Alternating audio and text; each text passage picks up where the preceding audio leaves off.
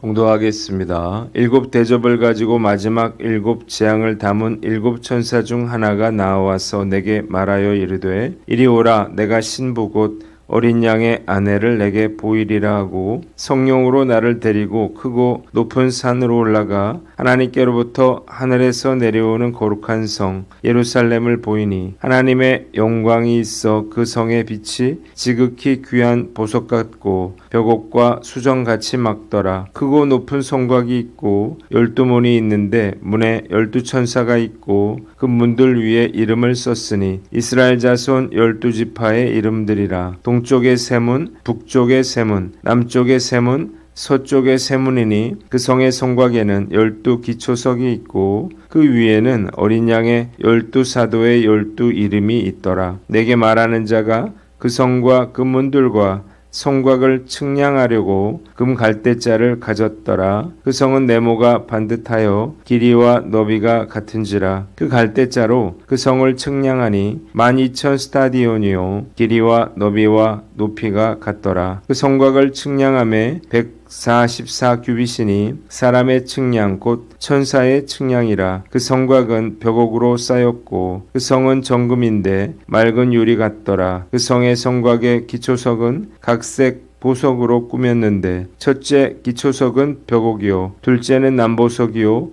셋째는 옥수요 넷째는 녹보석이요 다섯째는 홍만호요 여섯째는 홍보석이요 일곱째는 황옥이요 여덟째는 노곡이요 아홉째는 담황옥이요 열째는 비취옥이요 열한째는 청옥이요 열두째는 자수정이라. 그 12문은 12진주니 각 문마다 한 개의 진주로 되어 있고 성의 길은 맑은 유리 같은 정금이더라. 아멘. 오늘은 요한계시록 21장 말씀을 가지고 새 예루살렘의 영광이라고 하는 제목으로 묵상 나눔하도록 하겠습니다. 새 하늘과 새 땅의 거룩한 성 새 예루살렘은 하나님께서 친히 함께 하시는 곳이고 모든 눈물을 그 눈에서 닦아주시는 곳이고 생명수 샘물을 값없이 마시게 하시는 곳입니다. 본문은 우리가 궁극적으로 가게 될 천국이 구체적으로 어떠한 곳인지를 자세하게 묘사하고 있습니다. 오늘 본문 9절로 21절까지 새 예루살렘의 전경에 대해서 나옵니다. 성령께서 요한을 크고 높은 산 위로 데려가서 거룩한 성 예루살렘을 보여주십니다. 이것은 요한이 본 마지막 환상이었어요. 요한은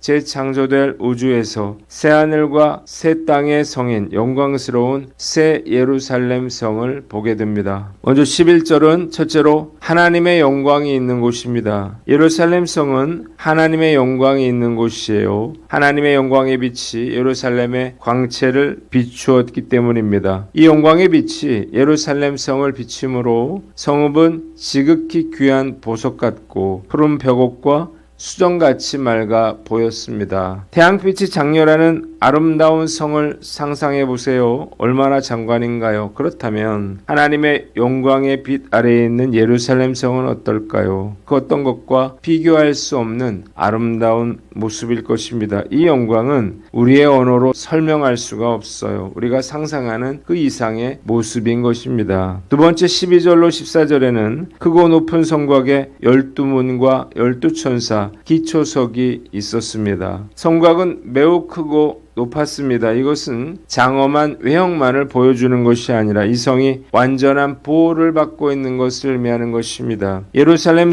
성 안에 거하는 자들은 절대적인 안전을 누리게 됩니다. 그리고 예루살렘 성에는 12개의 문이 있고 문들 위에는 12지파의 이름이 쓰여져 있었습니다. 성읍의 문은 12천사가 지키고 있어 이 문을 통하지 않고서는 아무도 예루살렘 성으로 들어갈 수가 없습니다. 하나님께 나아가는 유일한 길이 12지파의 메시아인 예수 그리스도를 통해서만 가능했습니다. 13절 성벽의 사면에는 문이 있는데 동쪽과 북쪽, 남쪽과 서쪽에 각각 3개의 문이 있어요. 이것은 땅 위에 있는 모든 사람이 예루살렘 성에 들어오도록 초대받고 있다는 것을 상징하는 것입니다. 그리고 예루살렘 성에는 12개의 기초석이 있는데 이 12개의 기초석 위에는 12사도의 이름이 있어요. 이 12사도는 그리스도의 부르심을 받고 복음 전파에 헌신했던 예수님의 제자들을 의미하는 것입니다. 세 번째 15절로 17절에는 성의 크기에 대해서 나옵니다. 예루살렘 성은 정사각형의 모습인데요. 그 성을 측량하니 12,000 스타디온이라고 했습니다. 1스타디온을 185m로 계산을 하면 12,000 스타디온은 약 2220m에 해당합니다. 그러므로 새 예루살렘 성전은요, 한 변이 약 2220km인 정사각형의 모습을 하고 있다는 사실을 알 수 있습니다. 그러나 사실 사방 2220km의 크기는요, 우리가 사는 지구나 우주의 크기에 비하면 매우 작은 크기죠. 그래서 본절에서 묘사하고 있는 성의 크기나 윤곽은 실제의 크기나 윤곽을 나타나는 것이 아니라 이 성의 완전성을 의미하는 것이다. 이렇게 봐야 할 것입니다. 왜냐하면 12,000 스타디온의 12는요, 완전수를 의미하고 12를 12,000이 되게 하는 곱하기 수천은 만수 10을 세제곱한 수로 무수히 많은 수, 또 매우 큰 수를 의미하는 것이기 때문이에요. 그리고 성곽은 144규빗인데 1규빗을 45.6cm로 보면 5198cm가 됩니다. 성벽의 두께는 그러니까 52m에 달했습니다. 네 번째 18절로 21절에는 이 성이 금은 보석으로 치장되었음을 알 수 있습니다. 예루살렘 성의 성곽은 벽옥이고 성은 맑은 유리 같은 정금이에요. 해질 무렵에 63빌딩은요, 황금색으로 보입니다. 그런데 예루살렘 성은 유리가 아니라 진짜 금으로 되어 있습니다. 성곽의 기초석은 벽옥과 남보석, 옥수, 녹보석, 홍만호, 홍보석, 황옥, 노곡, 담황옥, 비취옥, 청옥, 자수정으로 되어 있습니다. 그리고 12 예루살렘 성의 문은요, 한 문마다 각각 진주로 되어 있습니다. 그리고 성의 길은 맑은 유리와 같은 정금이라고 기록하고 있습니다. 본문이 우리에게 주는 교훈이 있는데, 첫째로 천국의 실제함을 믿어라는 것입니다. 새 예루살렘 성은 허구가 아니에요. 실제하는 곳이고 머지않은 장래에 우리가 가게 될 축복의 장소라는 사실을 깨달으시기를 바랍니다. 너무나 아름답고 하나님의 영광이 가득한 곳입니다. 이 사실을 우리는 믿어야 하는 거예요. 그런데 많은 분들이 천국을 믿지 않습니다. 어떤 사람들은 개똥밭에 굴러도 이승이 저승보다 낫다고 말합니다. 그리고 어떻게든 이 세상에서 더 살아보려고 안간힘을 씁니다. 이유가 무엇인가요? 그들이 천국을 믿지 않기 때문이에요. 죽음 이후에 대한 소망이 없어요. 성경은 예언서이자 역사서입니다. 성경의 모든 예언은 다 성취되었습니다. 때문에 천국에 대한 예언 역시 반드시 성취되리라 믿습니다. 때문에 우리는 이 천국이 반드시 실제한다는 사실을 믿어야 하는 것입니다. 우리가 모른다고 해서, 이해되지 않는다고 해서 존재하지 않는 것은 아니죠. 모태속의 아이는요, 엄마의 자궁 속의 세계가 모든 것이라고 생각할 수 있습니다. 아이는 결코 뱃속 바깥에 세상이 있다는 사실을 알 수 없습니다. 그러나 아이가 모른다고 해서요, 바깥 세상의 존재를 믿지 않는다고 해서 그 바깥 세상이 존재하지 않는 것은 아니죠. 때가 되면요, 출산 과정을 통해서 세상으로 나오게 되고 비로소 세상의 존재에 대해서 깨닫게 되는 것입니다. 천국도 마찬가지예요. 믿지 않는 것은 자유지만 죽음에 이르게 되면요, 모두 다 알게 되는 것입니다. 큰 사고에서 목숨을 건질 뻔한 사람들이 있어요. 엄청난 액수의 복권이 당첨될 뻔한 사람들이 있습니다. 참 안타깝죠. 무엇을 할 뻔하다라고 하는 말은 정말로 안타까운 말이에요. 그런데 예수님을 믿는다면서 천국은 믿지 않는 사람들, 천국에 대한 소망이 없는 분들이 있습니다. 이런 사람들은요, 천국에 갈 뻔한 사람들입니다. 정말로 그 어떤 것보다 불행한 일이에요. 천국은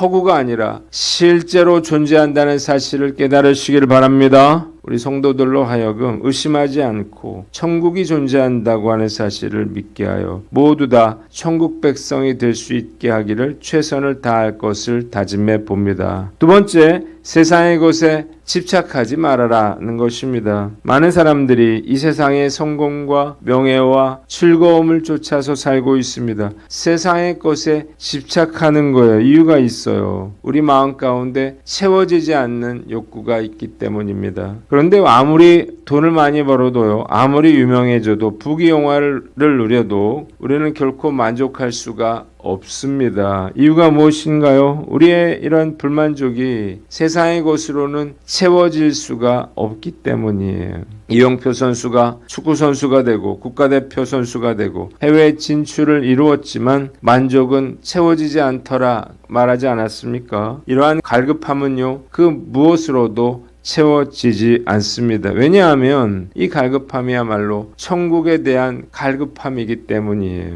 귀소 본능이라는 말이 있죠. 고향으로 태어난 곳으로 되돌아가고 싶어하는 본능이에요. 새나 다른 짐승들뿐만 아니라 인간도 귀소 본능이 있습니다. 그래서 명절마다 민족 대이동이 일어나는 것입니다. 인간도 자신이 태어난 곳으로 돌아가고 싶은 본능이 있어요. 그래서 아무리 차가 막혀도 고향으로 돌아가는 것입니다. 그러나 이런 귀소 본능은요, 고향에 간다고 해서 채워지는 건 아니에요. 그토록 고생해서 간 고향이지만 다시 집으로 돌아오고 싶어지기 때문이에요. 이러한 귀소 본능 역시 천국을 향한 귀소 본능이라는 사실을 깨달아야 합니다. 하나님 아버지의 집으로 다시 돌아가고 싶은 본능이 우리 안에 각인되어 있는 거예요. 우리가 세상에서 느끼는 갈증과 불만족과 어디론가 가고 싶은 귀소 본능은요, 결국 천국을 향한 갈급함이라는 사실을 깨달아야 합니다.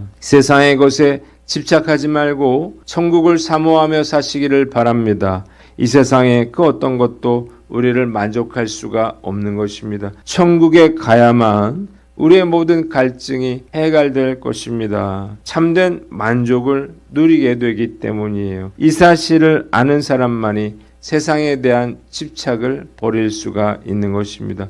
오늘 난 어떤가 스스로를 돌아보고 집착을 버리고 천국을 소망하며 살아가는 저와 여러분들 되시기를 주님의 이름으로 축원합니다. 마지막으로 천국을 소망하라는 것입니다. 여기서 가장 비싼 보석은요, 다이아몬드입니다. 커팅된 다이아몬드 중에서 세계에서 가장 큰 다이아몬드가 있어요. 바로 컬리넌이라고 하는 다이아몬드입니다. 원석을 여러 조각으로 나누었는데 가장 큰 것 두 개를 컬리넌 1, 컬리넌 2라고 합니다. 이게 크기가 어느 정도 되냐면요, 컬리넌 1은 무려 530.2캐럿이고 컬리넌 2는 317.4캐럿입니다. 컬리넌 1은 영국왕 대관식에 사용되는 왕봉 손잡이 안에 세팅이 됐고요.